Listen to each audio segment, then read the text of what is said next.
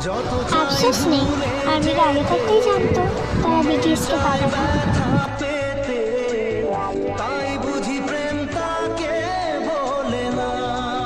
তোমাদের কাছে আমাদের লাস্ট প্রশ্ন, বিটিএসরা তোমরা কেন আমাদের ভালোবাসোনি?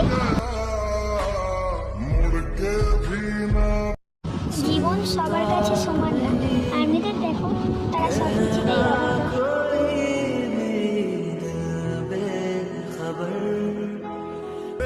হাজার হাজার মেয়েদের বিটিএসদের ভালো লাগে, কেউ আবার বর হিসাবে দেখে, কেউ আবার বয়ফ্রেন্ড, কেউ দাদা, আর কেউ আইডল হিসাবে।